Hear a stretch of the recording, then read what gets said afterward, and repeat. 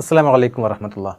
നമുക്കറിയാവുന്ന പോലെ പരിശുദ്ധ ഖുർആനിലെ എല്ലാ സൂറത്തുകളും സൂറത്തു തൗബയൊഴികെ മറ്റെല്ലാ സൂറത്തുകളും ആരംഭിക്കുന്നത് ബിസ്മില്ലാഹിർ റഹ്മാനിർ റഹീം എന്ന ആയത്ത് കൊണ്ടാണ്. ഈ ബിസ്മില്ലാഹിർ റഹ്മാനിർ റഹീം എന്ന ഈ ഒരു വാക്യത്തെയാണ് നമ്മൾ ബസ്മല എന്ന് പറയുന്നത്. ഈ ബസ്മല നമുക്ക് പരിശുദ്ധ ഖുർആനിൽ കാണാവുന്നത് പോലെ മറ്റ് പല സന്ദർഭങ്ങളിലും ഇത് ഓതുക എന്നത്, പാരായണം ചെയ്യുക എന്നത് സുന്നത്താക്കപ്പെട്ടിട്ടുണ്ട്. അതിൽ ഒരു മേഖലയാണ് നമ്മൾ പരിശുദ്ധ ഖുർആൻ ഓതാൻ ആരംഭിക്കുമ്പോൾ, പാരായണം ചെയ്യാൻ ആരംഭിക്കുമ്പോൾ, ഒരു സൂറത്ത് ആരംഭിക്കുമ്പോൾ ആ ബിസ്മി ഓതുക എന്നത്.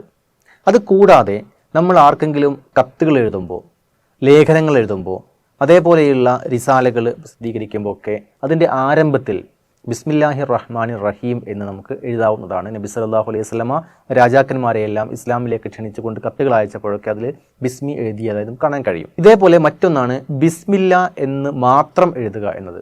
എഴുതുക എന്നതല്ല, ബിസ്മില്ല എന്ന പ്രയോഗം, അതിനെയാണ് തസ്മിയ എന്ന് പറയുന്നത്. ചില സന്ദർഭങ്ങളിൽ ഈ ബിസ്മില്ല എന്ന് പറയൽ സുന്നത്താക്കപ്പെട്ടിട്ടുണ്ട്, നബിചര്യയിൽ നമുക്ക് കാണാൻ കഴിയും. അത്തരം ചില സന്ദർഭങ്ങൾ മാത്രം സൂചിപ്പിക്കുകയാണ്.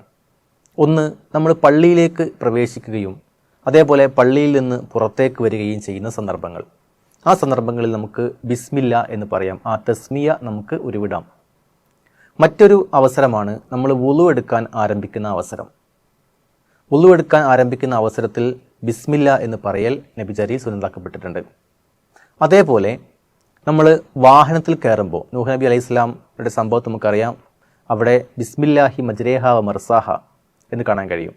വാഹനത്തിൽ കയറുമ്പോൾ ബിസ്മില്ല, നൂഹ് നബി അലൈഹി ഇസ്ലാം നിർമ്മിച്ച കപ്പലിലേക്ക് പ്രവേശിക്കുമ്പോൾ പറഞ്ഞത്, വാഹനത്തിൽ കയറുമ്പോൾ ബിസ്മില്ല എന്ന് പറയൽ സുന്നത്താണ്. അതേപോലെ അറവ് നടത്തുമ്പോൾ, വേട്ട മൃഗത്തെ അയക്കുമ്പോൾ, മറ്റ് സന്ദർഭങ്ങളിൽ നമുക്കറിയാവുന്നതുപോലെ ഭക്ഷണം കഴിക്കുന്ന അവസരത്തിൽ ബിസ്മില്ല എന്ന് പറയൽ നബിചര്യയിൽ സുന്നത്താക്കപ്പെട്ടിട്ടുണ്ട്.